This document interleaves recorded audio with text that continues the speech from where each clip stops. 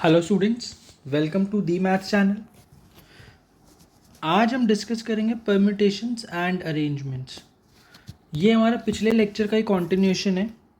I hope आप सभी ने अभी तक मेरा पिछला वाला लेक्चर देख लिया है, परम्यूटेशंस 1, जिसमें हमने बात करी थी कि हाउ टू अरेंज और the number of arrangements permutations of n distinct things taken all at a time and taken r at a time. तो taken all at a time क्या होता है? N factorial. और taken r at a time क्या होता है? N p r. इस पे बेस्ड हमने कुछ अच्छे क्वेश्चंस भी करे थे।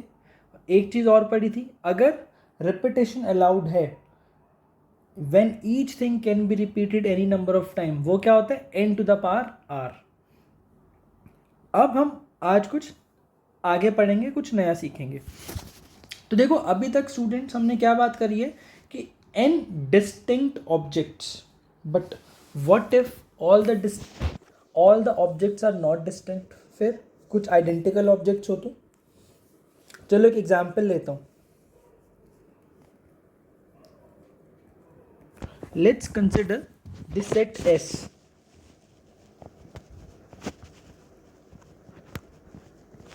Let's consider S is equal to A1, A2 and B।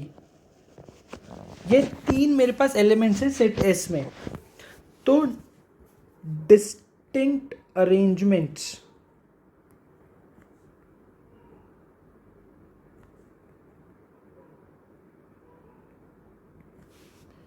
Of letters of elements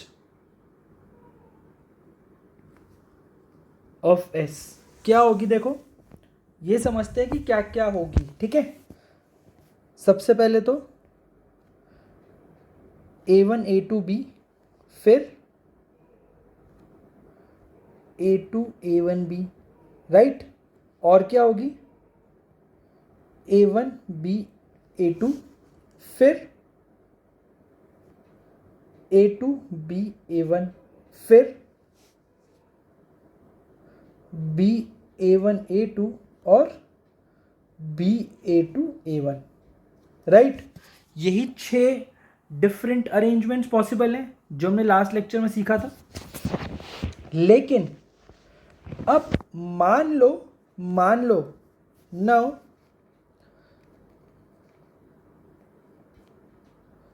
if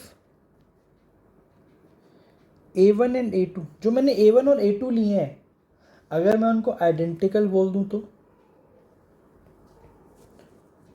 are identical, मतलब मान लो ये भी A और ये भी A, ठीक है ना। तो अब मैं इन परम्यूटेशंस को A2 और A1 को दोनों को मैं A से रिप्लेस करके लिखता हूं, तो देखो क्या आएगा। ध्यान से देखना। अब A A B A A B A B A B A. मैं बस कुछ नहीं कर रहा, जो ऊपर परम्यूटेशंस लिखी ना, 6 डिस्टिंक्ट परम्यूटेशंस या अरेंजमेंट्स मैंने लिखे हुए हैं, उन सब में A1 और A2 को A से रिप्लेस कर रहा हूं मैं। फिर क्या आएगा? बी ए बी ए। ठीक है ना। अब यहां पर समझने वाला पॉइंट ये आता है कि ऊपर जब तक A1 और A2 दोनों डिस्टिंक्ट थे, तो मैंने 6 अरेंजमेंट्स नोट करे। मतलब कितने होते हैं टोटल? कितने होंगे? 3 factorial which is equal to 6 different arrangements. But अब अगर मैंने A1 और A2 को आइडेंटिकल बोल दिया, तो अगर आप ध्यान से देखो तो जो पहली 2 अरेंजमेंट्स हैं वो तो सेम ही है ना। ये वाली 2 अरेंजमेंट सेम है, राइट। और ये वाली 2 अरेंजमेंट सेम है। तो इसका मतलब अगर सारे ऑब्जेक्ट्स डिस्टिंक्ट नहीं है, उसमें से कुछ ऑब्जेक्ट्स आइडेंटिकल हैं, तो इसका मतलब ये है नंबर ऑफ परम्यूटेशंस या number of arrangements can not be n factorial. समझ आई बात? क्योंकि अगर मैं इसमें भी n फैक्टोरियल, इसमें भी 3 फैक्टोरियल बोलता हूं, तो 3 फैक्टोरियल के अकॉर्डिंगली 6 परम्यूटेशंस आने चाहिए थे, लेकिन कितने आ रहे हैं मेरे पास? तो 3 ही आ रहे हैं ना सिर्फ, डिस्टिंक्ट परम्यूटेशंस। अगर मैं डिस्टिंक्ट अरेंजमेंट्स की बात करूं तो कितने आए मेरे पास? ए बी, ए बी ए और बी ए, सिर्फ 3 ही तो आए, इज इक्वल टू 3।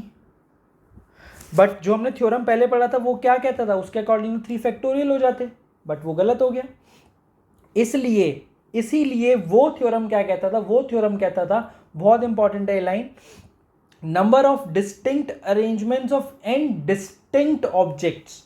उसमें जो ऑब्जेक्ट्स थे वो डिस्टिंक्ट थे सारे, बट यहां पे डिस्टिंक्ट नहीं है। तो अब इससे कैसे डील करना है? तो इस सिचुएशन से हम कैसे डील करते हैं? न्यू थ्योरम पढ़ते हैं अब हम। And this theorem helps us to deal with such kind of problems. क्या कहते हैं वाला new theorem?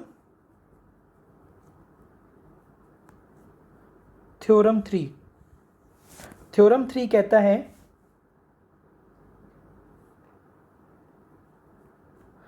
let there be n objects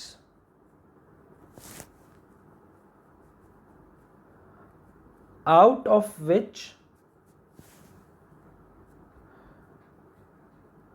p are identical of one type, of one kind, q are identical of one kind,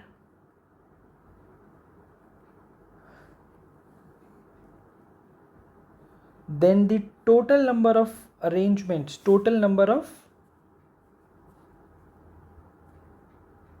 distinct arrangements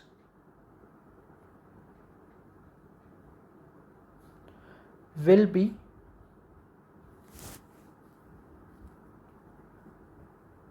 n factorial divided by p factorial q factorial। मतलब इस theorem में मैं क्या कह रहा हूं कि अगर मेरे पास मान लो n ऑब्जेक्ट्स हैं जिसमें से p are identical of one kind है, ठीक है, और q are identical of one kind है, उसकी जो total number of distinct arrangements होंगे ना वो कितने होंगे? n factorial by p factorial q factorial. आई बात समझ में? अब इसका एग्जाम्पल देखते हैं, जो ऊपर देखा है उसी को देखते हैं एक बार। मेरे पास s था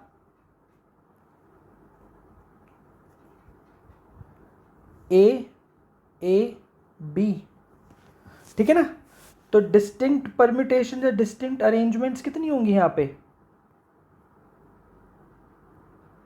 देखो n क्या है यहां पे? कितने ऑब्जेक्ट्स है मेरे पास? टोटल 3, तो 3 फैक्टोरियल डिवाइडेड बाय, अब p are identical of one type, इसमें से कितने ऑब्जेक्ट्स आपको आइडेंटिकल दिख रहे हैं? 2 ऑब्जेक्ट्स आइडेंटिकल है ना, a और a, तो divided by 2 factorial equal to 3। तो टोटल कितने परम्यूटेशंस हो गए इस केस में? ओनली 3 परम्यूटेशंस, वही मैंने आपको ऊपर अभी करके दिखाए थे, 3 परम्यूटेशंस है, ठीक है। और आगे क्वेश्चंस करते हैं, और ज़्यादा क्लियर होगा, और ज़्यादा चीज़ें आपको समझ में आने लगेंगी, ठीक है। तो चलो इससे पहले इसकी कोरोलरी और देखते हैं।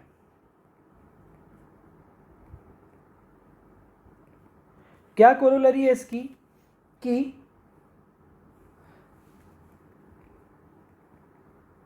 number of ways of arranging n identical objects। अब मान लो मेरे पास n आइडेंटिकल ऑब्जेक्ट्स हैं, उनकी नंबर ऑफ अरेंजमेंट्स कितनी होंगी? n factorial by n factorial equal to 1। तो there is only one way to arrange n identical objects, ठीक है। तो अब क्वेश्चन करते हैं आगे, अब आगे क्वेश्चन करेंगे। Question 1 how many different words, how many different words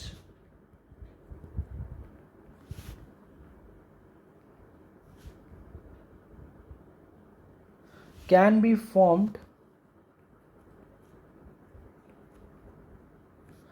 using the letters of below words. पहला अलाहाबाद,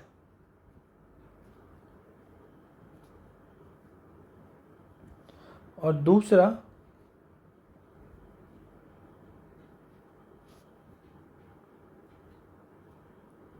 मिसिसिपी।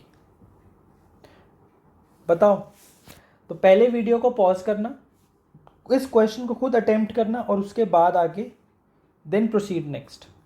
ठीक है, करो, कैसे करोगे इसको।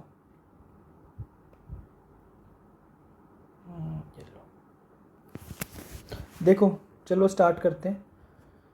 फर्स्ट देखो, इलाहाबाद में सबसे पहले जब भी ऐसे क्वेश्चंस आए ना, सबसे पहले लिस्ट डाउन कर लो कि कौन सा लेटर कितनी बार आ रहा है। ए देखो कितनी बार आ रहा है, 1 2 3 4, 4 टाइम्स आ रहे हैं। अब एल कितनी बार आ रहे हैं, 2 बार आ रहे हैं। उसके बाद एच, बी और डी, ये तीनों एक एक बार आ रहे हैं। तो अगर अब मैं देखूं टोटल ऑब्जेक्ट्स कितने हैं मेरे पास, यहाँ पे 4 और 2 6 और 3 9 ऑब्जेक्ट्स हैं मेरे पास टोटल यहाँ पे। लेकिन उसमें से 4 are identical of one type, यानी कि कोई 4 है ना तो चारों ही आइडेंटिकल हैं। और 2L, 2 objects are identical of one kind. इसका मतलब नंबर ऑफ वर्ड्स कितने हो जाएंगे total, 9 factorial by 4 factorial 2 factorial. Clear हुआ।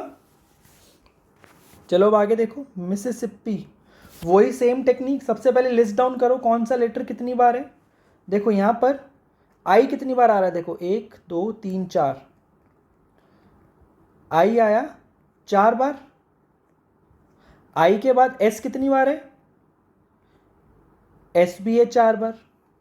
और पी 2 बार और 1 बार एम है, राइट। तो टोटल वर्ड्स यहां पर कितने बनेंगे।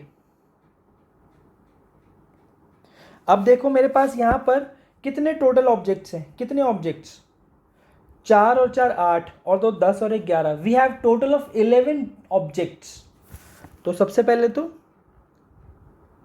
11 factorial divided by 4 objects are of one kind, क्योंकि 4 आई हैं, 4 factorial. 4 objects are of kind one और of are identical of one kind, क्योंकि 4 ऐसे, तो 4 फैक्टोरियल। और 2 पी हैं तो इसलिए 2 फैक्टोरियल। तो ये मेरा टोटल नंबर ऑफ वर्ड्स बनेंगे using the letters of Mississippi. Clear हुआ। चलो आगे क्वेश्चन करते हैं अपने यहाँ।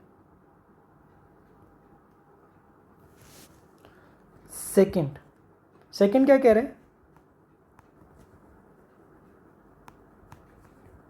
How many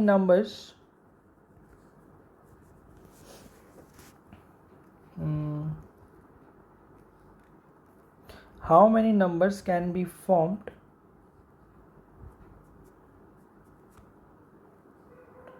using the digits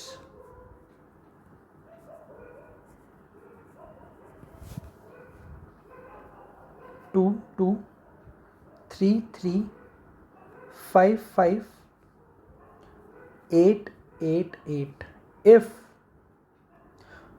odd digits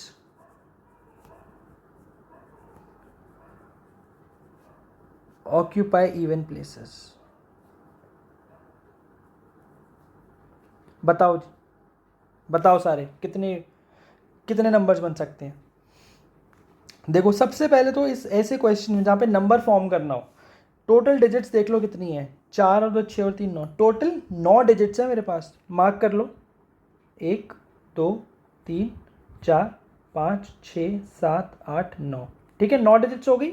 अब इसमें से इवन ऑड कौन कौन से हैं, देखो ये ऑड। अच्छा चलो सबसे पहले मैं इवन प्लेसेस मार्क करता हूँ। Even even even even, 4 even places है मेरे पास, ठीक है ना। और ऑड डिजिट्स कौन कौन सी हैं?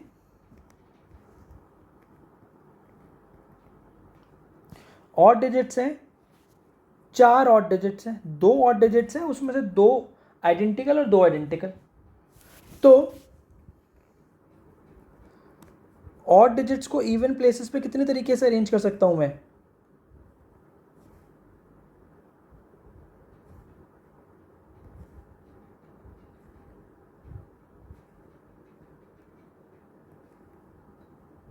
बताओ कितने वेज होंगे? 4 factorial by 2 factorial, 2 factorial ways, right, equal to 6 ways, ठीक है ना। अब जो रेस्ट ऑफ द डिजिट्स बच गई, कौन कौन सी डिजिट्स बच गई मेरे पास? रेस्ट डिजिट्स कौन कौन सी बची? 2,2, 8,8,8। Now these can be arranged in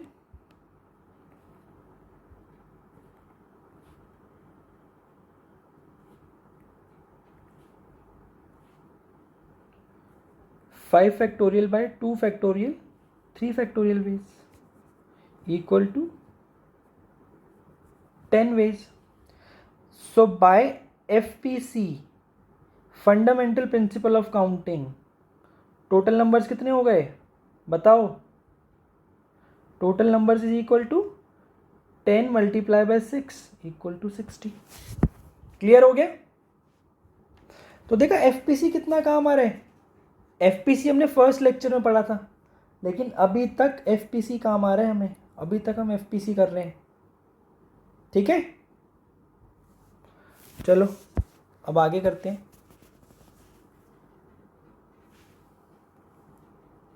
question 3,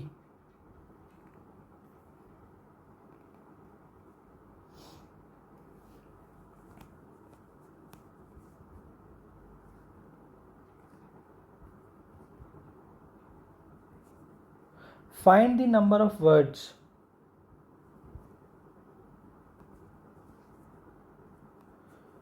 that can be formed using all letters of mathematics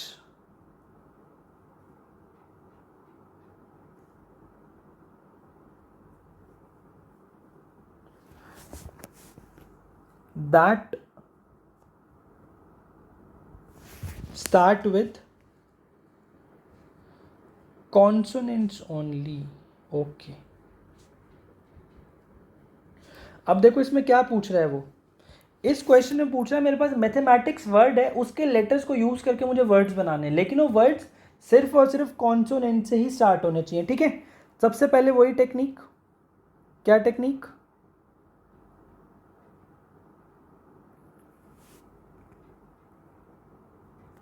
सबसे पहले तो हम लेटर्स काउंट करेंगे।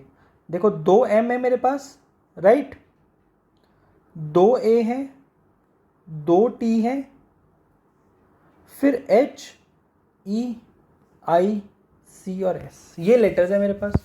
तो टोटल कितने लेटर्स हो गए मेरे पास? 2 और 2 4 और 2 6, 6 और 5 11, टोटल 11 लेटर्स है मेरे पास, 11, ठीक है ना।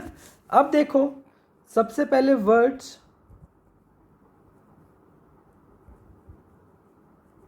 स्टार्टिंग विथ एम और टी, देखो कितने होंगे वर्ड्स? 11 पोजीशंस मार्क करो, 1 2 3 4, 1 2 3 4 5 6 7 8 9 10 11। तो जो पहली प्लेस है ना, इसको मैं या तो एम से फिल कर सकता हूँ या टी से, तो 2 वेज, राइट। बाकी जो 10 पोजीशन बच गई, बाकी जो 10 पोजीशन बच गई उसमें क्या क्या आएगा? उसमें 2 इंटू ये वाला 2 लिया एफपीसी से, इंटू 10 फैक्टोरियल, राइट। एम और टी में से एक ही आएगा ना, तो मतलब या तो एम 2 बार होगा या टी 2 बार होगा, तो उसका 2 फैक्टोरियल, ए तो 2 बार है ही है, तो उसका 2 फैक्टोरियल लगा दिया, राइट। क्लियर हुआ? इस बात में किसी को कोई डाउट बताओ? कोई डाउट हो तो बताओ, ठीक है ना। अब बाकी और भी कोई कॉन्सोनेंट्स बचे हमारे पास, देखो एच है, सी है और एस है।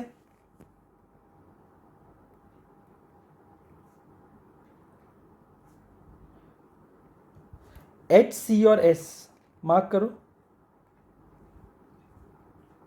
1 2 3 4 5 6 7 8 9 10 11। अब इसको मैं या तो एच से करूंगा या सी से करूंगा या एस से करूंगा। टोटल 3 वेज है, तो टोटल नंबर ऑफ वर्ड्स कितने हो गए, 3 मल्टीप्लाई बाय। अब जो बाकी के 10 वर्ड्स है ना, 10 फैक्टोरियल, जो बाकी के 10 लेटर्स बचे हैं उसमें से देखो ए भी 2 बार, एम भी 2 बार और टी भी 2 बार, तो यानी कि 2 फैक्टोरियल 2 फैक्टोरियल 2 फैक्टोरियल। तो टोटल वर्ड्स कितने हो गए, total words is equal to 10 factorial by 2 factorial 2 factorial into 2 plus 10 factorial by 2 factorial 2 factorial 2 factorial into 3। आई बात समझ में, समझ में आई बात, ठीक है। अब देखो क्वेश्चन नंबर 3, नेक्स्ट आगे करते हैं। अब ये अच्छा ये 3 था ना, question number 4, question 4,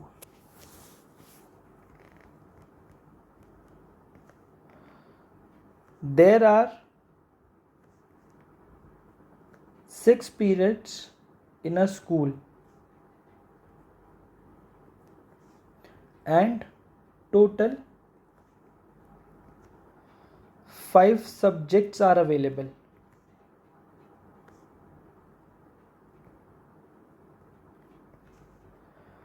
How many timetables are possible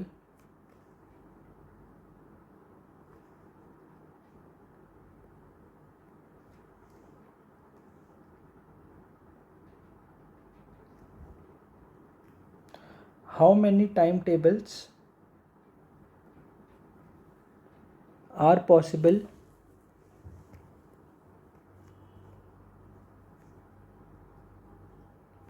if no period should be vacant and each subject should be taught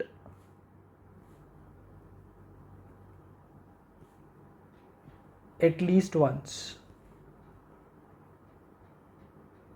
हाँ जी बताओ।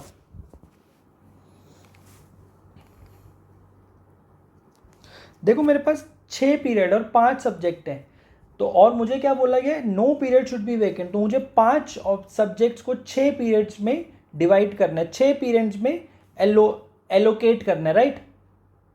हर सब्जेक्ट को एक पीरियड तो अलॉट करना ही पड़ेगा, तो यानी कि कोई ना कोई एक सब्जेक्ट ऐसा ज़रूर होगा जिसको मैं 2 पीरियड्स अलॉट कर रहा हूँ, राइट। समझ आई बात। तो इसमें से इसका मतलब टोटल टाइम टेबल्स, देखो मान लो कोई एक सब्जेक्ट 2 बार आ रहा है, ठीक है ना, तो उसके नंबर ऑफ वेज कितने होंगे, 6 फैक्टोरियल बाई 2 फैक्टोरियल, ठीक है, 6 फैक्टोरियल बाई 2 फैक्टोरियल। लेकिन वो जो एक सब्जेक्ट जो बार बार रिपीट हो रहा है वो तो कोई भी हो सकता है ना, वो ए बी सी डी ई में से कोई भी हो सकता है, तो इसलिए इसको क्या करेंगे, मल्टीप्लाई बाय 5 करेंगे, ठीक है, ठीक है बात।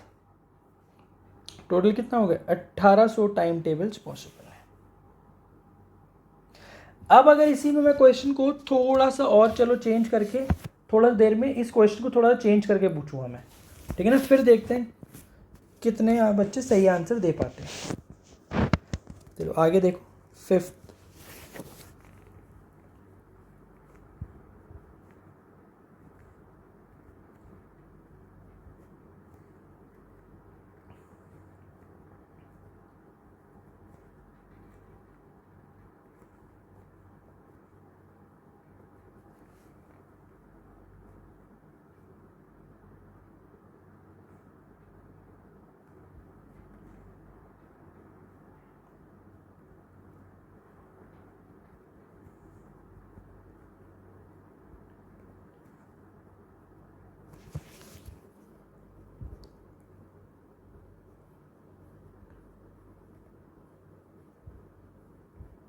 देखो क्या क्वेश्चन है, find the number of ways in which 5 A's and 6 B's can be arranged in a row if it read same forwards and backwards. मेरे पास 5 ए हैं और 6 बी हैं, उनको मुझे एक रो में ऐसे अरेंज करना है कि मैं चाहे लेफ्ट से पढ़ूँ चाहे राइट से पढ़ूँ वो सेम ही हो। तो देखो कैसे कर सकते हैं हम। देखो सबसे पहले मैं 11 प्लेसेस मार्क कर रहा हूँ, 1 2 3 4 5 6 7 8 9 10 11। मिडिल लेटर कौन सा हुआ इसमें से, देखो मिडिल लेटर ये वाला मिडिल लेटर है, ठीक है। अब इस लेटर के बारे में, इस लेटर पे कमेंट करते हैं हम, इस लेटर पे कमेंट करेंगे। मान लो मैं यहाँ पर बी रख देता हूँ, तो मेरे पास टोटल कितने बी बचेंगे, 5 बी बचेंगे। लेकिन मैं 5 बी को इधर भी इतने जितने, और मुझे ये पता है कि इस मिडल लेटर के जितने लेफ्ट में एक लेटर होगा उतने ही नंबर ऑफ टाइम्स वो लेटर राइट साइड पे भी होगा। तो अगर मैं यहाँ पे बी रख देता हूँ तो मेरे पास 5 बी बचेंगे, तो या तो इस साइड 3 आएंगे या इस साइड 3 आएंगे, बट दोनों सेम कभी नहीं हो सकते। और जब सेम नहीं होंगे तो लेफ्ट और राइट से पढ़ने में भी सेम नहीं होगा। इसका मतलब मैं यहाँ पे सिर्फ और सिर्फ ए ही यूज़ कर सकता हूँ, ठीक है। अब मेरे पास क्या बचे, मेरे पास बच गए 4A 6B। तो 4A और 6B में से मुझे 2A and 3B on each side. तो अब एक चीज मानते हो, अगर मैंने कहीं पर एक लेटर फिक्स कर दिया तो उसी की कॉरेस्पॉन्डिंग दूसरी साइड पे वो लेटर फिक्स हो जाएगा। मतलब कि अगर मैं यहाँ पर ए लिख देता हूँ, ठीक है ना, तो मुझे यहाँ भी ए ही लिखना पड़ेगा, राइट। ये बात क्लियर है। तो इसका मतलब अगर मैं सिर्फ एक साइड को अरेंज कर दूं दूसरी साइड अपने आप अरेंज हो जाएगी। तो एक साइड को कितने वेज में अरेंज कर सकता हूं, नंबर ऑफ वेज कितने होंगे, 5 factorial by 2 factorial 3 factorial equal to 10। Total 10 ways होंगे। समझ आया, क्वेश्चन समझ में आया अच्छे से। चलो अब आगे करते हैं।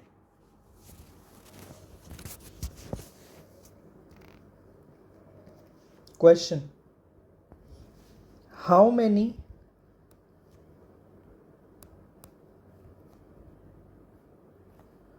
न्यू वर्ड्स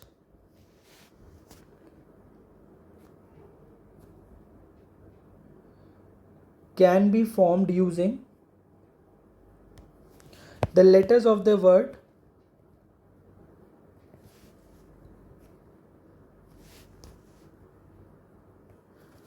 Mediterranean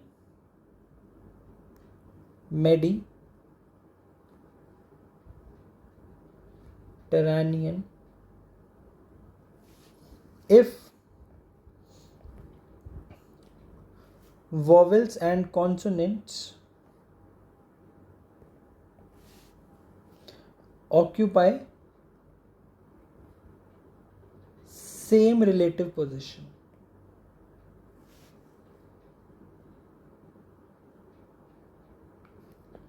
इस क्वेश्चन का मतलब देखो, अब इस क्वेश्चन का क्या मतलब है, देखो प्लेसेस मार्क करो, MEDITERRANEA, ठीक है ना। अब मैं कॉन्सोनेंट के लिए C यूज करूंगा, वोवेल के लिए V यूज करूंगा।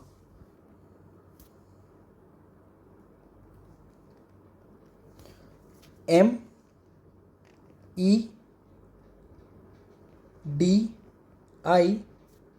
कॉन्सोनेंट, फिर vowel consonant consonant vowel consonant vowel vowel consonant. अब इसका मतलब क्या है, इसका मतलब ये जहां पर कांस्टेंट कॉन्सोनेंट आ रहा है ना वहां पे कॉन्सोनेंट ही आना चाहिए, और जहां पर वोवेल आ रहा है वहां पर वोवेल ही आने चाहिए। तो अब मैं यहां पे लिख देता हूं, क्या लिख देता हूं, कॉन्सोनेंट। कॉन्सोनेंट्स कौन कौन से हैं इसमें, देखो M D T R R N N, और वोवेल्स कौन कौन से, E आई ई ए ई ए, राइट। तो टोटल नंबर ऑफ वर्ड्स कितने होंगे?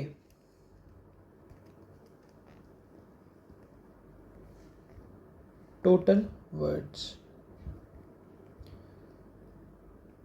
टोटल न्यू वर्ड्स, मुझे न्यू वर्ड्स पूछे हैं, ठीक है। न्यू वर्ड्स देखते हैं कैसे निकलेंगे। पहले टोटल वर्ड्स निकालते हैं। देखो टोटल वर्ड्स में जो कॉन्सोनेंट्स हैं वो आपस में तो अरेंज हो सकते हैं ना, क्योंकि अगर मैं इस यहाँ पर एम लिख रहा था तो अब एम की जगह मैं टी भी लिख सकता हूँ यहाँ पे, क्योंकि है तो वो भी कॉन्सोनेंट। तो मतलब सारे कॉन्सोनेंट्स आपस में अरेंज हो सकते हैं। कितने वेज में अरेंज होंगे ये? 3 और 4 7, 7 फैक्टोरियल बाय कितने कौन, देखो इसमें से यहाँ पे आइडेंटिकल कौन कौन से, आर और एन, तो 2 फैक्टोरियल 2 फैक्टोरियल। अब मल्टीप्लाई एफपीसी से वॉवेल्स भी अपनी वॉवेल्स भी आपस में अरेंज हो सकते हैं, तो ये कितने बनेंगे? 6 फैक्टोरियल बाय 2 फैक्टोरियल 2 फैक्टोरियल। अब मुझे न्यू वर्ड्स पूछा, तो इन सारे अरेंजमेंट्स में एक वर्ड मेडिटेरेनियन भी होगा, तो उस एक को मैं माइनस कर देता हूँ। आया समझ में? क्लियर हुआ? चलो अब नेक्स्ट करते हैं। Next,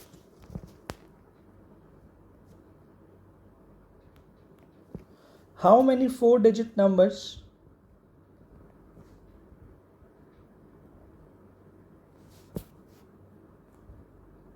can be formed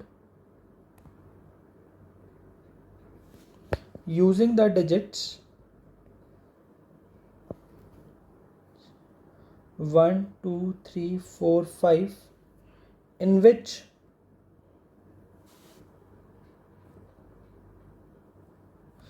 at least 2 digits are identical। हाँ जी, इस वाले को कैसे करोगे बताओ? पॉज करना, और मैं जब भी क्वेश्चन का सॉल्यूशन बताता हूँ तो मैं एज्यूम करता हूँ कि आपने वीडियो को पॉज किया होगा और उसके बाद आप इस वीडियो को दोबारा देख रहे हो, ठीक है।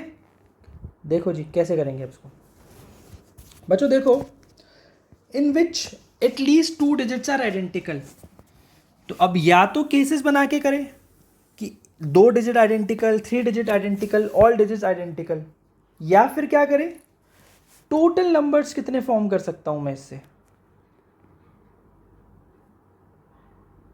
टोटल नंबर्स कितने होंगे? 5 ways 5 ways 5 ways 5 ways equal to 5 की पावर 4। एफपीसी से 5 की पावर 4 हो गए।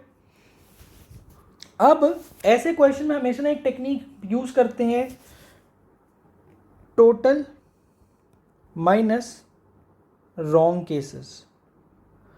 रॉन्ग केसेस कौन से होंगे? Numbers with no repeated digit.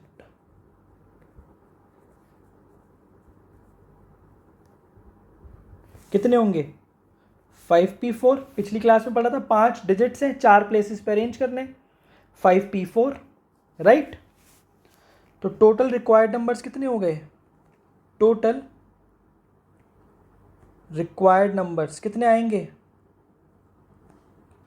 5 की power 4 minus 5p4, total minus wrong cases. Clear हुआ? Clear? Total minus wrong cases.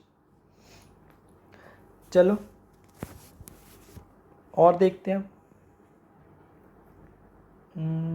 रुको एक मिनट, वेट 5, ये 6 7 और अब 8। देखो 8 क्या कह रहे हैं?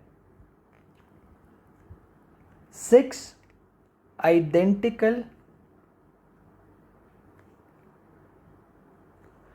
fair coins are tossed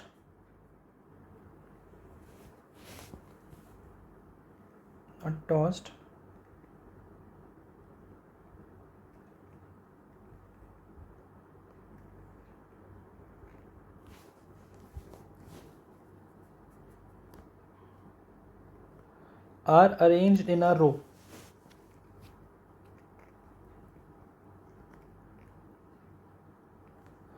find the number of ways in which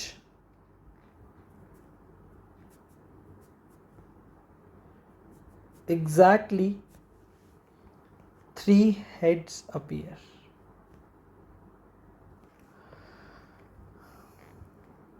ये वाला कैसे करोगे बताओ?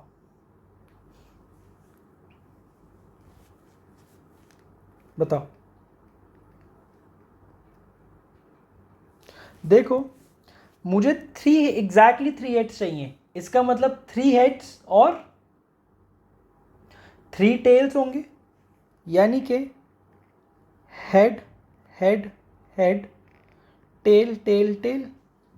तो टोटल नंबर ऑफ वेज क्या होंगे इनको अरेंज करने की? नंबर ऑफ वेज, अब ऐसा भी तो हो सकता है ना, जो थोड़ी यही है, ऐसा भी हो सकता है, राइट? तो मतलब मुझे क्या निकालना है? मुझे ये फाइंड करना है कि कितने नंबर ऑफ अरेंजमेंट्स होंगे 3 एच और 3 टी के, जिसमें से एच और टी टी आइडेंटिकल है। तो टोटल कितने हो गए ये? 6 factorial by 3 factorial 3 factorial, right? Clear हुआ? अब वो मुझसे पूछ लेता number of veg such that at least 3 heads appear. तो कैसे करते? देखो, या तो 3 एच हो जाए, या 4 एच हो जाए, या 5 एच हो जाए, या सारे के सारे हेड हो जाए। इसके नंबर ऑफ वेज कितने होंगे? इसके नंबर ऑफ वेज होंगे, ऊपर अभी हमने देखे 6 फैक्टोरियल बाय 3 फैक्टोरियल 3 फैक्टोरियल। इसके प्लस करते जाएंगे सारे cases, 6 factorial by 4 factorial 2 factorial, plus इसके 6 फैक्टोरियल बाय 5 फैक्टोरियल, क्योंकि देखो 5 एच है, 5 आइडेंटिकल ऑब्जेक्ट्स हैं, तो उसका 5 factorial, plus 6 factorial by 6 factorial. ये 1 ही हो जाएगा, क्योंकि मैंने आपको एक थ्योरम में कोरोलरी भी पढ़ाई थी कि number of ways of arranging n identical objects is 1। कैसे? n factorial by n factorial. तो ये होगा total number of cases if at least 3 heads appear. Clear हुआ? क्लियर है ना? चलो, अब एक इससे थोड़ा सा बेटर क्वेश्चन करते हैं।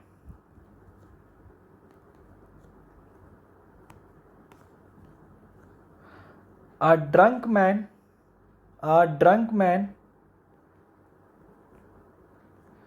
may take a step ahead, a step forward or backward.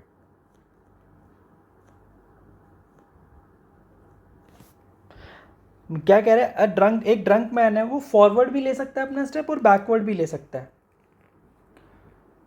Find the number of veg in which he is exactly 1 position away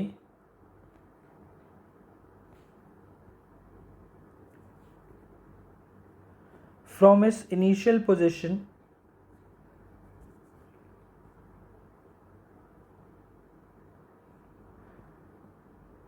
after exactly 11 steps। क्या पूछ रहा है ये? देखो, वो जो ड्रंक मैन है वो एक स्टेप आगे भी ले सकता है और एक स्टेप पीछे भी ले सकता है। तो हमें ये बताना है कि number of ways in which he will be exactly 1 step ahead from his original position after 11 steps. उसने अब 11 स्टेप लिए, उसके बाद हमें नंबर ऑफ वेज बताने such that he is just 1 step away from his position. देखो, इसको कैसे करेंगे? ये जेई का PYQ है। बेसिकली इस टाइप का क्वेश्चन उन्होंने प्रोबेबिलिटी में पूछा था, जिसको मैं PNC में कन्वर्ट करके आपको बता रहा हूँ। ठीक है, देखो, अब मान लो case 1, he is 1 step forward.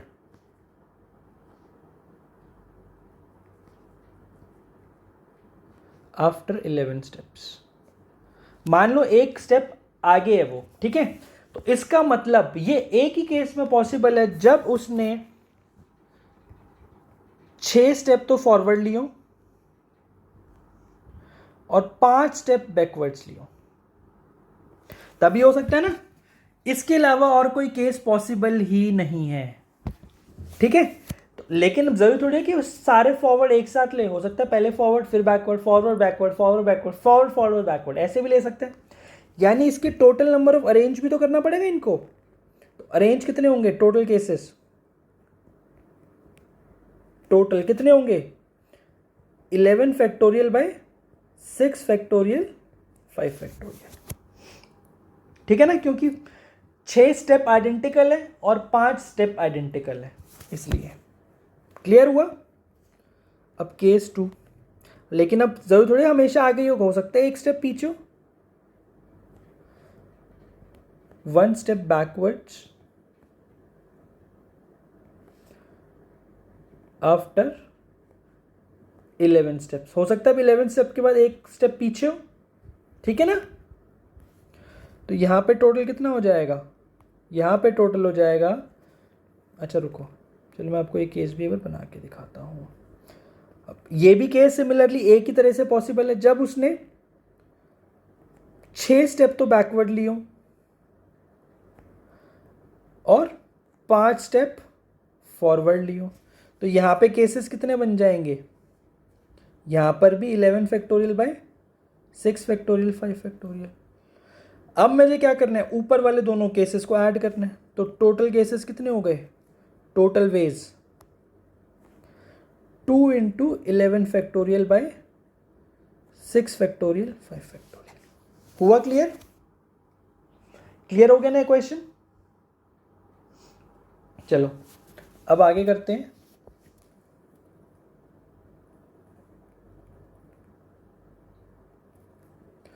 Restricted permutations, क्या पढ़ेंगे आज हम।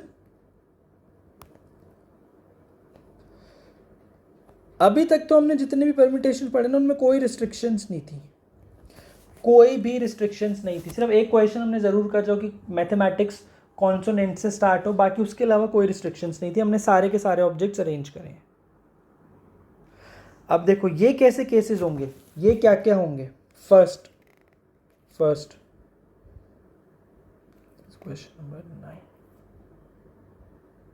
ठीक है। रिस्ट्रिक्टेड परम्यूटेशंस पहला कैसे होगा, देखो number of permutations of n distinct objects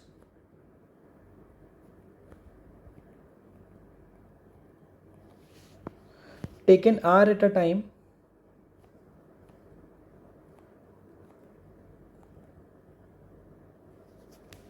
when a particular thing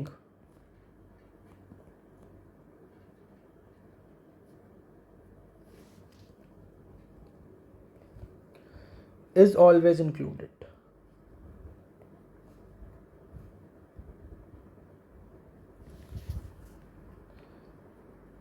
r into n minus 1 pr minus 1।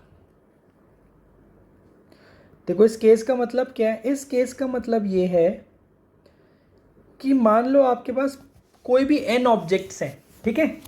मान लो n बॉयज, 5 बॉयज हैं आपके पास। उन 5 बॉयज में से आपको 2 बॉयज को 2 सीट्स पे बिठाना है,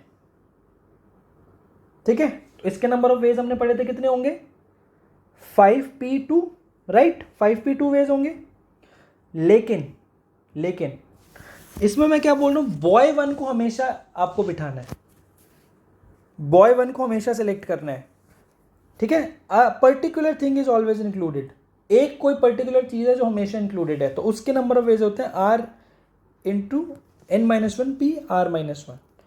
अब जो उसका प्रूफ है कि आता कैसे है वो मैं बाद में डिस्कस करूँगा इस चैप्टर के, जब हम कॉम्बिनेशंस पढ़ेंगे. It will be discussed later in the chapter.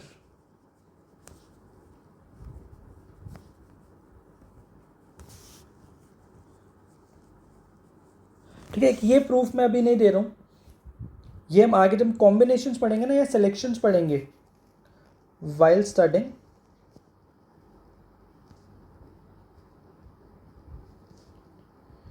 Combinations.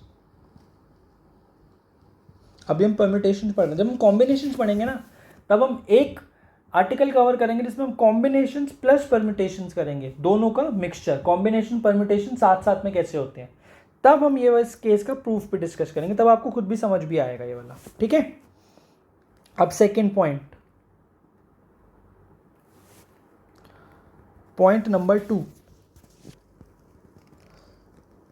Number of arrangements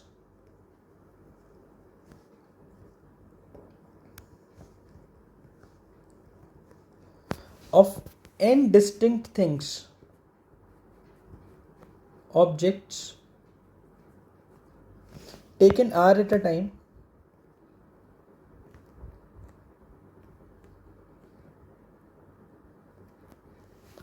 when a particular thing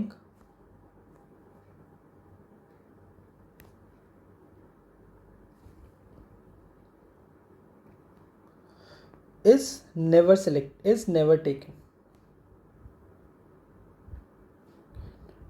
are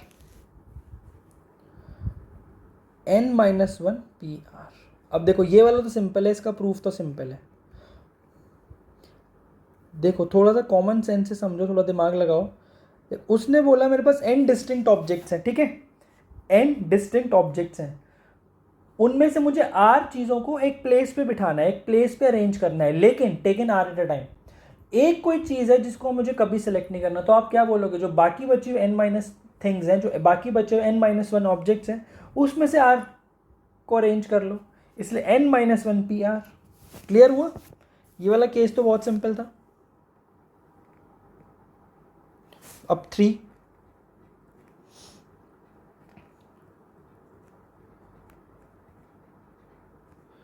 number of permutations of n distinct objects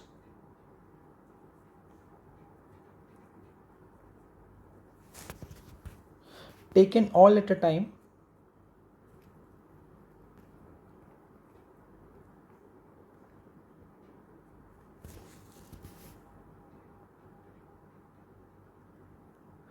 such that m particular things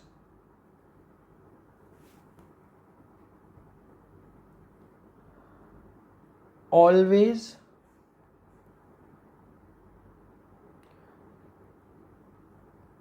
come together.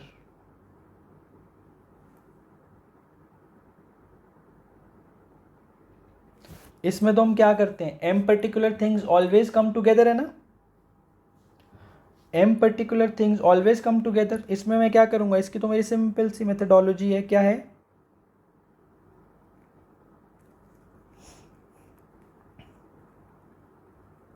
Consider m things as one group. ऐसे तो हमने question भी कहीं करे हुए यार, right? याद करो बॉयज़ और गर्ल्स वाला, कि सारे बॉयज़ एक साथ हों, सारे गर्ल्स एक साथ हों, तो वही तो है. Consider m things as one group, consider m things as one group and arrange. अब देखो कितने हो गए मेरे पास, कितनी थिंग्स हुई जो अरेंज करनी है जिनको मुझे, n-m+1 objects in n-m+1 factorial ways. But those m things, अब जो m things हैं वो भी तो आपस में अरेंज हो सकती है.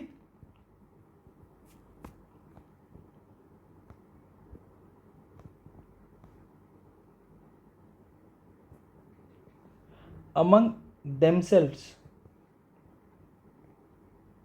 आपस में अरेंज हो सकती है ना, कितने वेज में, m फैक्टोरियल वेज में। इसका मतलब टोटल वेज कितने हो गए, m factorial into n minus m plus 1 factorial. Clear हुआ ये वाला केस? ऐसा केस तो हमने करा भी है, तो आई होप आपको समझ में आ गया ये वाला केस। ठीक है ना, क्वेश्चन इसके भी करेंगे हम, एक बार फिर से रिपीट करेंगे इसके क्वेश्चंस। और number fourth point is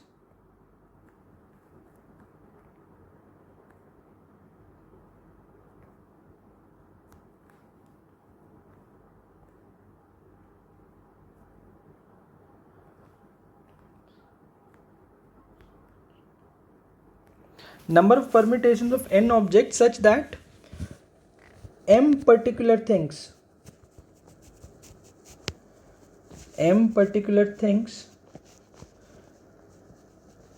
never come together।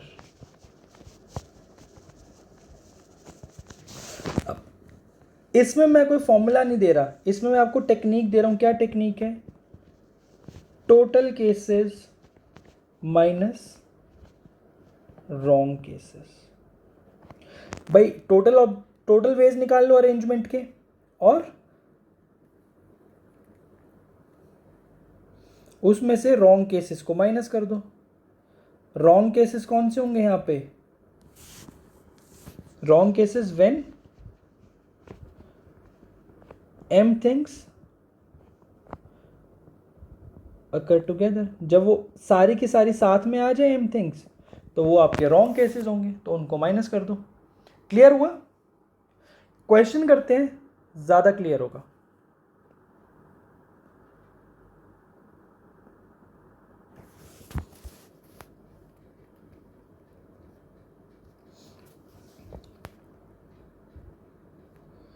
Find the number of arrangements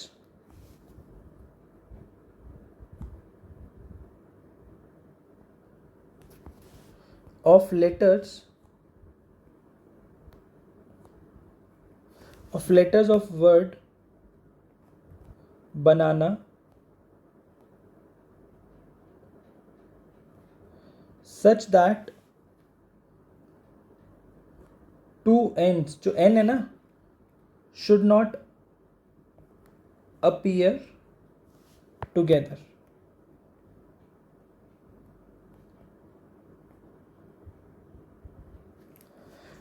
Number of arrangements of letters of word banana such that two ends should not appear together। देखो लास्ट वाला case है ना, fourth case है ये, तो इसमें मैंने क्या बताया था? Total cases minus wrong cases, right? Total cases minus total cases कितने होंगे यहाँ पे?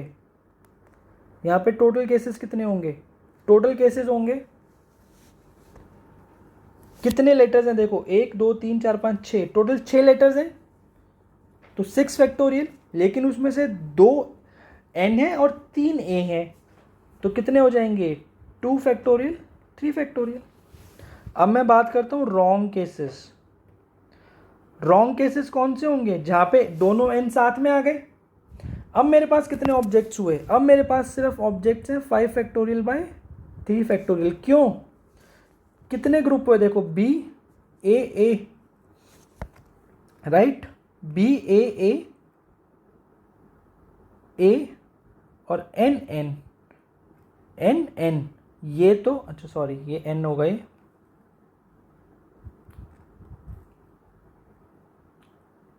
ये तो एक ही ग्रुप है ना। तो टोटल 5 ऑब्जेक्ट्स हैं जिसमें से 3 आइडेंटिकल हैं, ए और ए, क्योंकि एन एन को आप आइडेंटिकल नहीं बोलोगे, एन एन एक ही ग्रुप बन गया है। तो रिक्वायर्ड वेज कितने हो गए मेरे को? कितने हो गए ये? अच्छा ये कितना होता है? देखो 6 फैक्टोरियल बाई 2 फैक्टोरियल 3 फैक्टोरियल, यानी कि 2 इंटू 3 इज 6। ओके, ये हो गए मेरे 120, और ये कितने हो गए? 120 बाई 6 20। तो रिक्वायर्ड वेज कितने आ गए? 120 minus 20 equal to 100। Total 100 ways होंगे। क्लियर हुआ? आसान था ना? आसान था, कोई मुश्किल तो नहीं था। अब बता देता हूँ कि ये वाला जो क्वेश्चन था ना, ये जेई एडवांस का PYQ था। समझ आ गया? देखो कितना आसान था, मुश्किल नहीं था बिल्कुल भी, ये बहुत ही आसान क्वेश्चंस में था यार। ठीक है, समझ आया? चलो आगे करते हैं।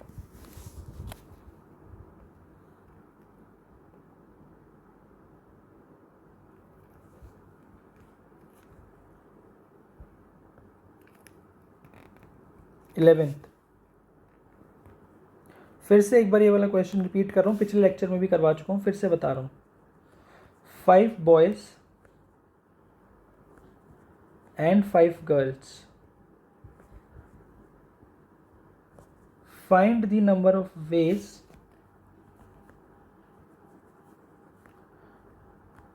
to seat them in a row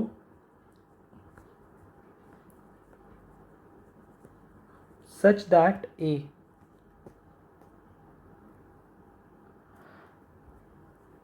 all the girls do not come together,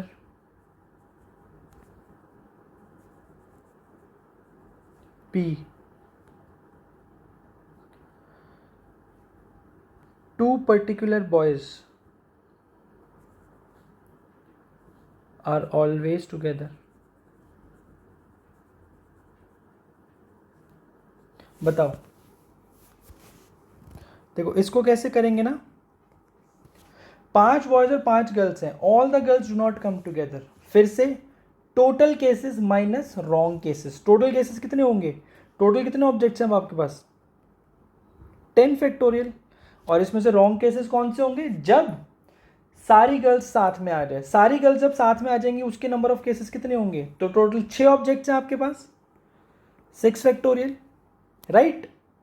इसमें से जो गर्ल्स हैं वो भी तो आपस में अरेंज हो सकती है, 5 6 फैक्टोरियल इंटू 5 फैक्टोरियल, तो ये आपके टोटल नंबर ऑफ वेज हो गए, such that all the girls do not come together. इसको मैं लिख रहा हूं, total minus wrong cases. B, देखो 2 particular boys are always together, मान लो B1 B2 हमेशा साथ में है, तो इन दोनों को एक साथ में बांध दो, तो अब B3 B4 B5, ऐसे ही G1 G2 G3 G4 G5। कितने नंबर ऑफ वेज होंगे, देखो 1 2 3 4, 4 और 5 9, टोटल 9 फैक्टोरियल। लेकिन अब ये जो बॉयज है B1 और B2, ये आपस में भी तो अरेंज हो सकते हैं, ये B1 B2 भी हो सकते हैं, B2 B1 भी हो सकते हैं, तो इसलिए इनटू 2 फैक्टोरियल। समझ आया वाला क्वेश्चन? आई होप समझ आया, आसान था। ठीक है, चलो अब नेक्स्ट करते हैं, next question. Next is find the number of veg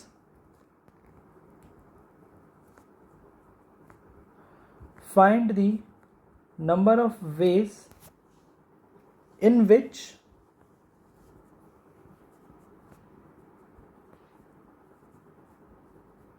the letters of the word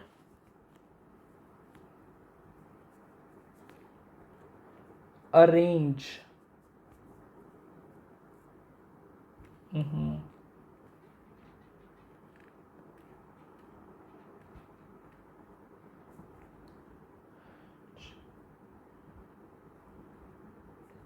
can be arranged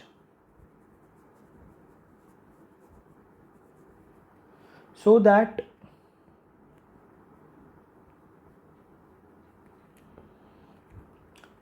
two R's are never together.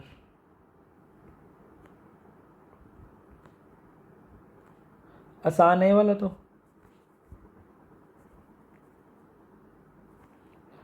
B, 2 A's are together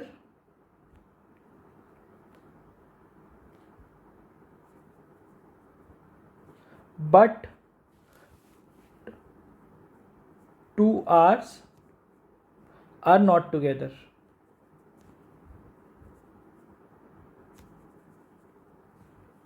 C, neither 2 C's are together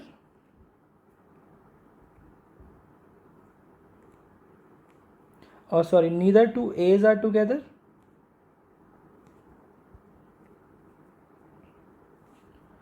nor two R's are together.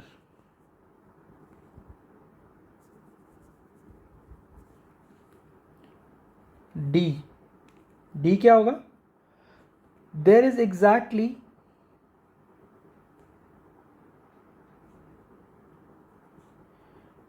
one letter between alike letters. हाँ जी, ये थोड़ा अच्छा question, वैसे तो आसान ही है but करो।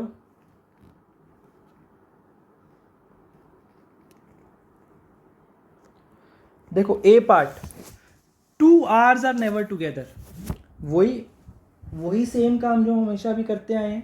Total cases minus wrong cases, total cases कितने होंगे? देखो सबसे पहले तो ना क्वेश्चन स्टार्ट करने से भी पहले एक बार सारे लेटर्स नोट कर लेते हैं।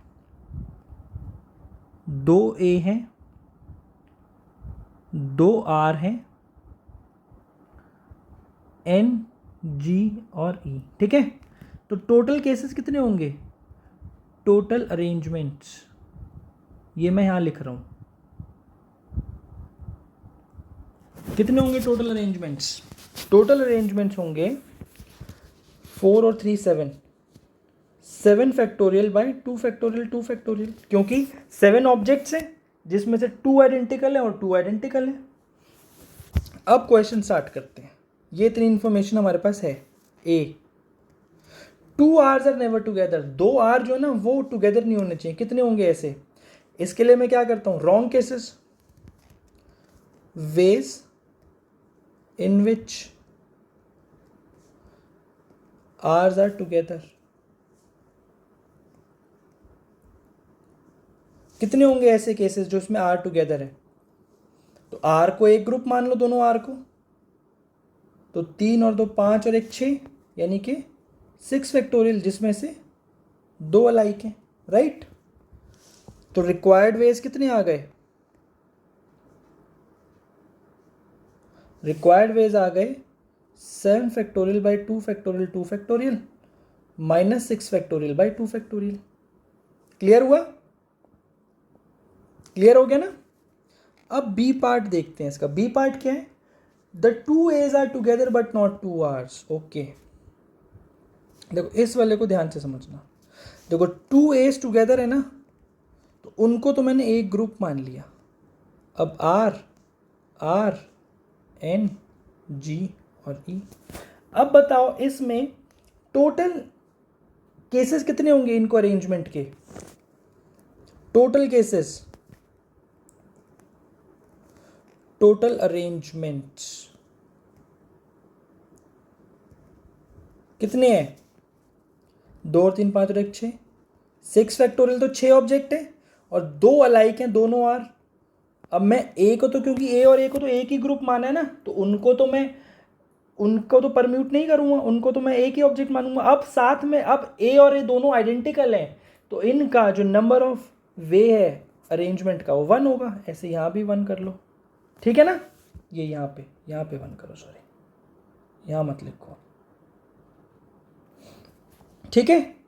रॉन्ग केसेस, अब लेकिन अब इसमें वो वर्ड्स भी तो होंगे जिनमें आर और आर साथ होंगे, वो हटाने, तो उसके लिए क्या करो, अब रॉन्ग केसेस के लिए ए और ए को साथ भी रखो, आर और आर को साथ में रख लो, और एन, जी, ई। यहां पे कितने होंगे? ये वाले केसेस कितने होंगे? 5 फैक्टोरियल रॉन्ग केसेस। तो रिक्वायर्ड वेज कितने आ गए? 6 factorial by 2 factorial minus 5 factorial. क्यों ऐसा? क्यों? क्योंकि मैंने ए और ए को साथ में रखना था, तो इन्हीं में से, इन्हीं का जो सबसेट होगा ना वही मुझे निकालना है। तो ए और ए तो साथ में है ही है, बट आर और आर को भी मैंने साथ में कर दिया ताकि मैं रॉन्ग केसेस कैलकुलेट कर सकूं। ठीक है, आई बात समझ में? अब इसका C part,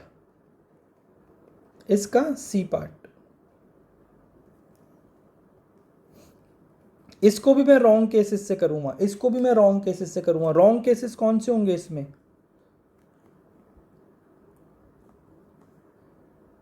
either two R's are together or two A's are together। ठीक है ना। अब एक चीज देखो, जब मैंने यहाँ पे ईदर की बात करी है तो मतलब यूनियन समझ में आ रहे हैं। तो ये कितने होंगे केसेस, ये वो केसेस होंगे when E's are together plus R's are together minus E's and R's are both together.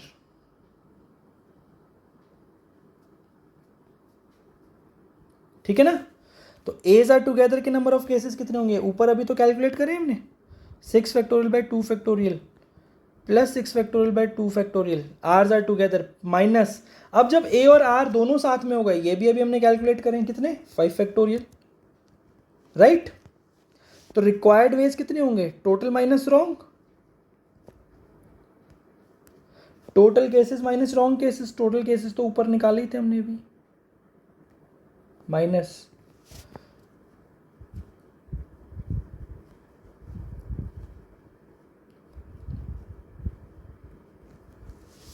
Clear हुई बात। अभी 5 फैक्टोरियल को माइनस क्यों किया है, क्योंकि जब हमने 2 A's आर टुगेदर और 2 R's आर टुगेदर को ऐड किया तो उसमें जब दोनों A और दोनों R साथ में होंगे वो केस एक बार एक्स्ट्रा काउंट हो गया, तो उस डबल काउंटिंग को हटाने के लिए। नेक्स्ट पार्ट पे चलें। अब जो नेक्स्ट पार्ट है ना वो बहुत अच्छा है इसका, D, exactly 1 letter between alike letters, मतलब ए और ए के बीच में भी एक लेटर होना चाहिए और आर के बीच में भी एक लेटर होना चाहिए। मान लो जो लेटर बीच में आएगा ना ए के और आर के, वो एन जी और ई में से आएगा। ठीक है, तो क्या क्या पॉसिबिलिटीज हैं, पॉसिबिलिटीज हैं ए एन ए हो जाए, ठीक है, या फिर आर एन आर हो जाए। ठीक है बात। जब ए एन ए साथ में ए जी ए हो जाए और या फिर आर जी आर हो जाए। क्लियर हुई बात।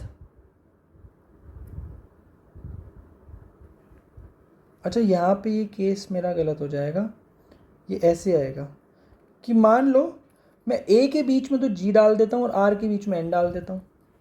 अब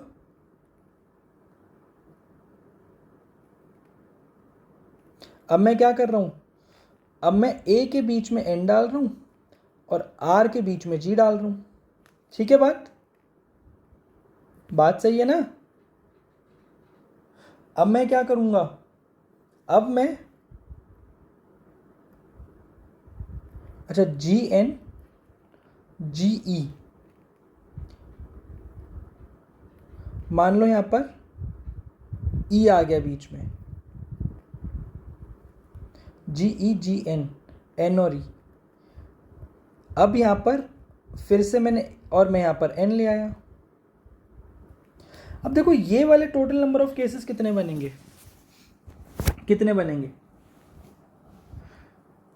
ए जी ए आर एन आर, तो सिर्फ एक ही लेटर बचा ना, यानी कितने ग्रुप्स हैं मेरे पास अरेंज करने के लिए, 3 ग्रुप्स, 3 फैक्टोरियल वेज में, क्योंकि ए जी ए आर एन आर और ई। ठीक है, ये ग्रुप साथ में आएगा,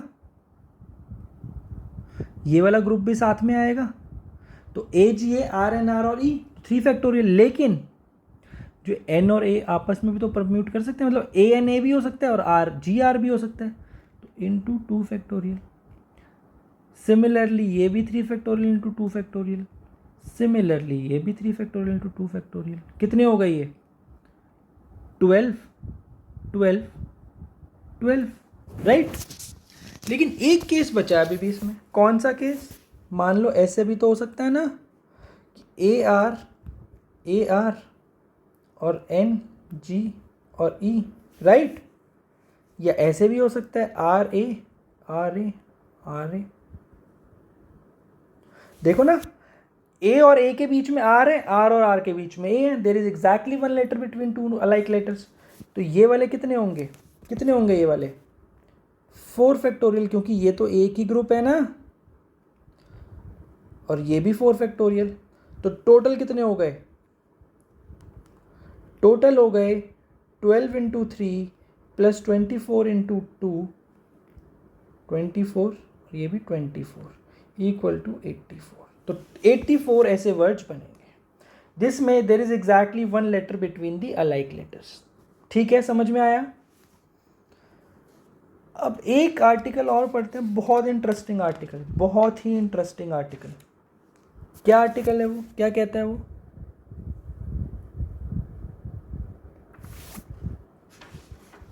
ये आर्टिकल कहता है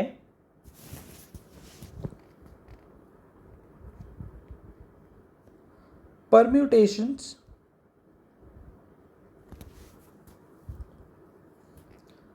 when certain things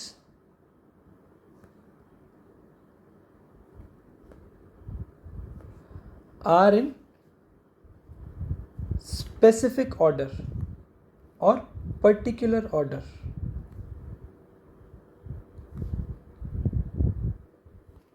इसका क्या मतलब हुआ,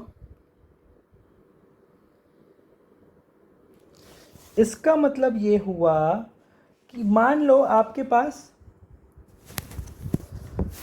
कुछ लेटर्स हैं,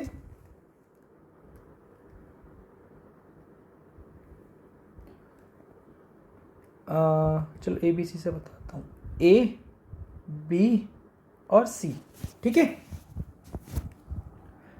फिर से वो ये सेट है ए बी और सी का। अब मैं आपसे कहता हूं नंबर ऑफ अरेंजमेंट्स या number of permutations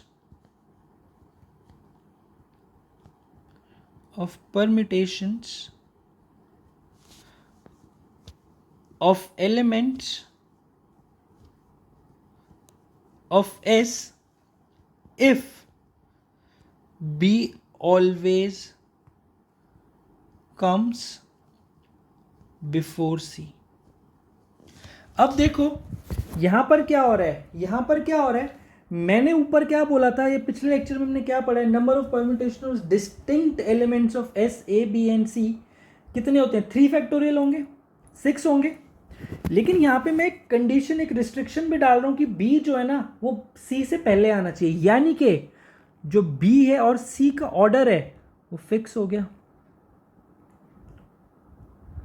fixed order, B और सी का ऑर्डर फिक्स हो गया ना। इसके जो टोटल नंबर ऑफ वेज होते हैं ना वो कितने होते हैं, total arrangements divided by 2 factorial equal to 3। ऐसा क्यों किया मैंने, ऐसा इसलिए किया क्योंकि अब देखो मैं आपसे परम्यूटेशन लिखने जा रहा हूं, ए बी सी बी, ठीक है। अब B A C B C A, C A B C B A. अब इसमें से आप एक नोट करो, देखो मैं उनको रेड सर्कल कर रहा हूं जहां पे बी सी से पहले है,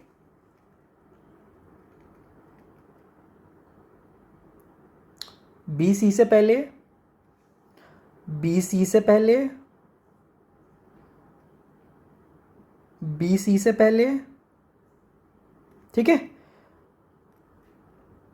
और येलो उनको सर्कल कर रहा हूं जहां पे सी बी से पहले या बी सी के बाद है, राइट। अब आप एक चीज देख रहे हो कि इन 6 में से आधे ऐसे हैं जो कि जहां पर बी सी से पहले है और आधे ऐसे हैं जहां पे सी बी से पहले है। इसलिए मैंने उन परम्यूटेशंस को डिवाइड कर दिया, हाफ कर दिया, इसलिए 3 फैक्टोरियल बाय 2 इक्वल टू 3। ठीक है, समझ में आया, आया समझ में। अब देखो मान लो मैं आपको बोलता हूं S is equal to A B C D, right. मुझे वो परम्यूटेशंस चाहिए when B is before C and C is before D। ठीक है। अब एक चीज समझो, अगर मैं लिख दूं, मैं इनको ऐसे बोल सकता हूं ना कि जो B है वो C से पहले आएगा और C D से पहले आएगा, तो यहां पे भी ऑर्डर फिक्स हो गया, राइट है ना, ऑर्डर फिक्स हो गया। अब these can arrange themselves। अब एक चीज सोचो, ये तीनों आपस में कितने कितने वेज में अरेंज होंगे? 6 वेज में, राइट। 6 वेज में आपस में अरेंज हो सकते हैं, बट उन 6 वेज में से मुझे सिर्फ एक ही चाहिए, यानी कि BCD, एक ही ऑर्डर चाहिए 1/6। तो मैं टोटल नंबर ऑफ केसेस को क्या कर दूंगा? 1/6 कर दूंगा, यानी कि 3 फैक्टोरियल से डिवाइड कर दूंगा, 4 factorial by 3 factorial such cases, यानी कि टोटल डिवाइडेड बाय, आपको क्या करना है, टोटल अरेंजमेंट्स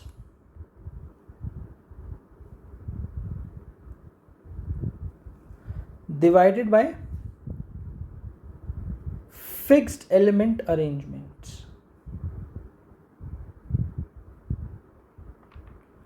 यहां पे मेरा फिक्स्ड एलिमेंट से क्या मतलब है? वो एलिमेंट्स जिनका ऑर्डर फिक्स्ड है, ठीक है ना, क्लियर हुई बात? चलो अब इस पे कुछ क्वेश्चंस करते हैं, कुछ अच्छे क्वेश्चंस देखते हैं।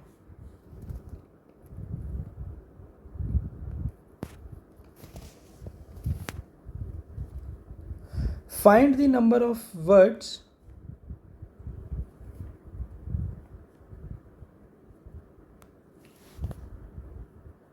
that can be formed using letters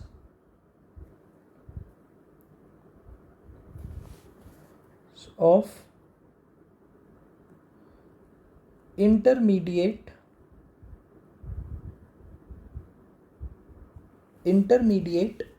if order of vowels remain unchanged। ठीक है, मतलब ये क्या बोल रहा है? देखो इस क्वेश्चन में ऑर्डर ऑफ वॉवेल्स क्या है, पहले आई आ रहा है, फिर ई आ रहा है, फिर ई आया, ठीक है, पहले आई आया, फिर ई आया, फिर ई आया, ध्यान से सुनना इस बात को, फिर क्या आया, फिर आई आया, फिर ए आया, और फिर टी आया, सॉरी, और फिर ए के बाद ई आया। यानी अगर इसमें डिस्टिंक्ट उठाऊं, पहले आई आया, फिर ई आया, फिर ए आया। समझ आई बात? चलो डिस्टिंक्ट की ज़रूरत नहीं है मुझे इसमें से,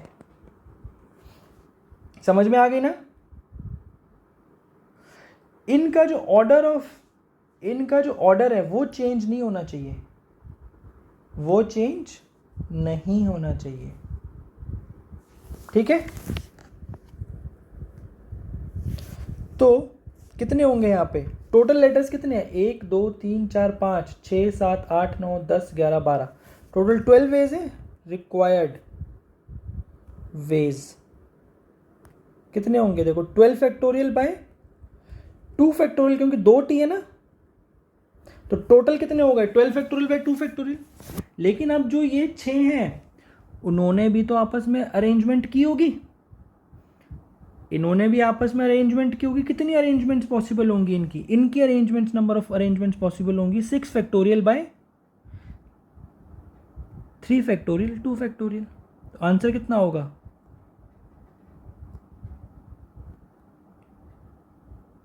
two factorial into 6 factorial.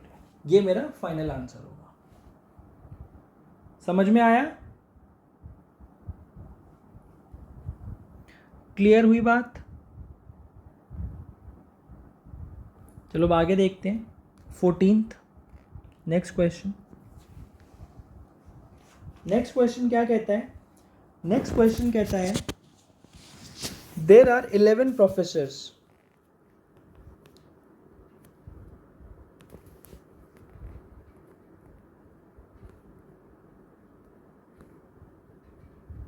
There are 11 professors who have come for a seminar.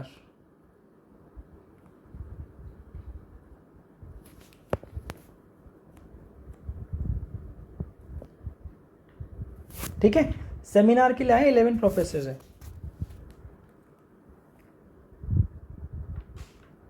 Find the number of veg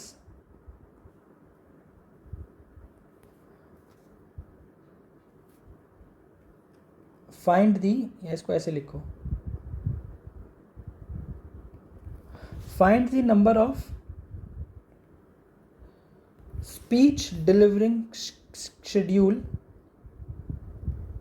schedule if Professor A wants to deliver his speech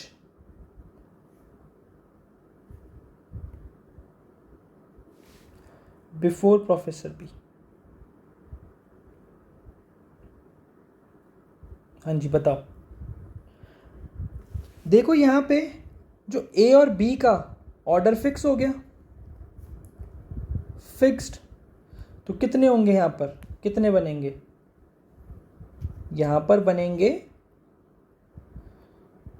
11। Total कितना हो गया? Total is 11 factorial by 2 factorial. Total 11 factorial है जिसको 2 factorial से divide कर दिया। आधे schedules ऐसे होंगे जिसमें से ए पहले होगा, आधे शेड्यूल ऐसे होंगे जिसमें से बी पहले होगा, तो हमने उसमें से केसेस को हाफ कर दिया। क्लियर हुआ?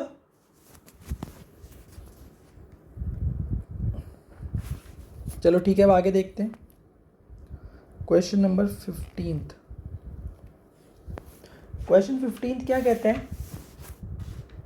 Question 15 is in the system shown below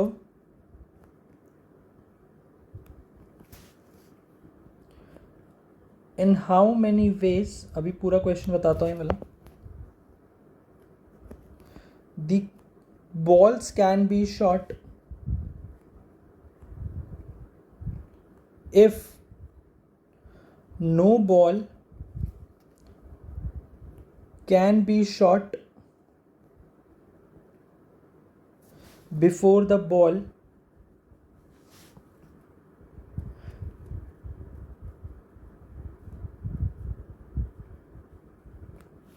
immediately beneath it। System है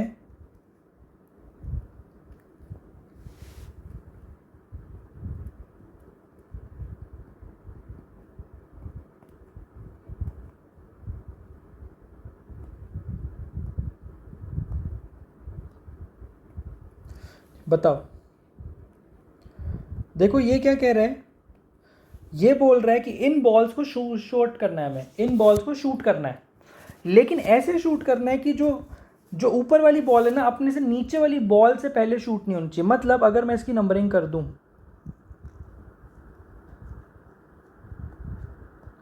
तो 1 2 से पहले नहीं शूट हो सकती, 2 3 से पहले नहीं शूट हो सकती, 4 5 से पहले नहीं शूट हो सकती, 6 7 से पहले नहीं शूट हो सकती, 7 8 से पहले नहीं शूट हो सकती। तो आप एक बात मान रहे हो क्या कि इनका ऑर्डर फिक्स हो गया है? 1 पहले 3 शूट होगी, फिर 2 शूट होगी, फिर 1 शूट होगी, पहले 5 शूट होगी, फिर 4 शूट होगी, पहले 8 7 6। ये सारे आपस में अपना ऑर्डर फिक्स कर चुके हैं अरेंजमेंट का। तो रिक्वायर्ड वेज कितने हुए? देखो टोटल इज 8 फैक्टोरियल, 8 बॉल्स हैं तो 8 फैक्टोरियल, लेकिन divided by order 3 factorial 3 factorial 2 factorial. आई बात समझ में? क्लियर हुआ है वाला क्वेश्चन? देखो कितना आसान था, बट देखने में कितना डिफिकल्ट है, कैसे काउंट करेंगे। बट कॉन्सेप्ट क्लियर हो तो कितना आसान क्वेश्चन है ये वाला तो, ठीक है ना। ठीक है, नेक्स्ट करते हैं।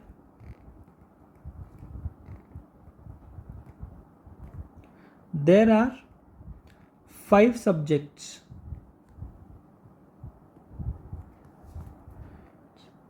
S1, S2, S3, S4 and S5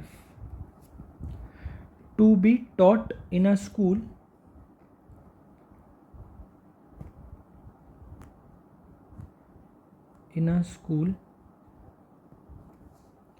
find the number of timetables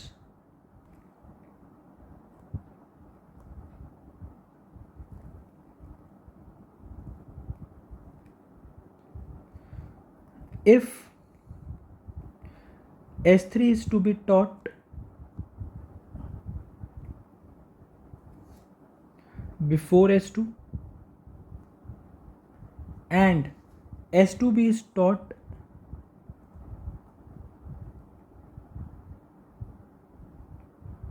after S4। हाँ जी, बताओ कैसे करोगे इसको। फिर से वही बोल रहा हूँ, वीडियो को पॉज करना और उसके बाद सॉल्यूशन देखना, पहले खुद अटेम्प्ट करना क्वेश्चन को। देखो कैसे करेंगे इसको। इसको करने का बहुत सिंपल वे है। एक चीज़ समझो,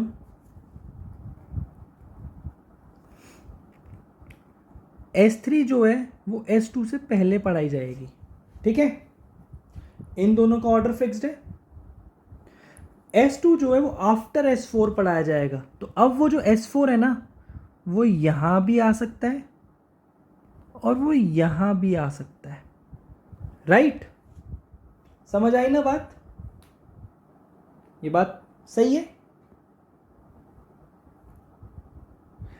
अब इसका मतलब क्या हुआ, इसका मतलब क्या हुआ, इन तीनों की आपस में कितनी अरेंजमेंट्स पॉसिबल हैं, 6, यानी कि 3 फैक्टोरियल, जिसमें से मुझे कितनी अरेंजमेंट्स लेनी है, 2 अरेंजमेंट्स लेनी है, यानी मुझे केसेस को 1/3 करना है।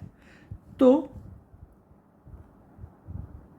रिक्वायर्ड वेज कितने होंगे, रिक्वायर्ड वेज होंगे 5 factorial divided by 3 factorial by 2 factorial equal to 5 factorial by 3 equal to 40। समझ आई बात। मुझे कितने केसेस लेने हैं, मुझे टोटल केसेस को 1/3 करना है। क्यों, क्योंकि ये आपस में 3 फैक्टोरियल वेज में अरेंज हो सकते हैं और इनका मुझे कितना लेना है, 1/3। समझ आई बात। तो 40 total time tables are possible. So students, this was all for today. I hope आपको परम्यूटेशन अच्छे समझ में आया है। जो हमने स्टार्टिंग में पढ़ा था FPC समझ में आया, फैक्टोरियल्स अच्छे से समझ में आया, परम्यूटेशंस की आज दूसरी क्लास थी वो अच्छे से समझ में आया, जिसमें हमने काफ़ी केसेस डिस्कस करे। अगर सारे ऑब्जेक्ट्स आइडेंटिकल हैं वो भी डिस्कस किया। N distinct objects taken all at a time, n distinct objects taken r at a time, take n distinct objects when any object can be repeated any number of time, n objects when certain things are identical, n objects when all the things are identical। फिर हमने restricted permutations discuss किया, जब certain या particular things are always together, are never together, a particular thing is always selected, a particular thing is never selected, when certain things are in specific order। हमने सारे permutations जो possible हैं वो सब कुछ डिस्कस किया है। आई होप आपको अच्छे से समझ में आया है, आपने पूरा लेक्चर देखा है। अगर कहीं पे नहीं समझ में आता है तो please watch the lecture again. फिर भी नहीं समझ में आता, please do comment in the comment section, I will try to help you with your doubt. Also आज के लेक्चर के जो PDF नोट्स हैं एज ऑलवेज मैं अपने टेलीग्राम चैनल पे पोस्ट कर दूंगा। मेरे टेलीग्राम चैनल का लिंक इस वीडियो के डिस्क्रिप्शन में है। And as usual students, please like, share and subscribe this channel as much as you can. Thank you. All the best.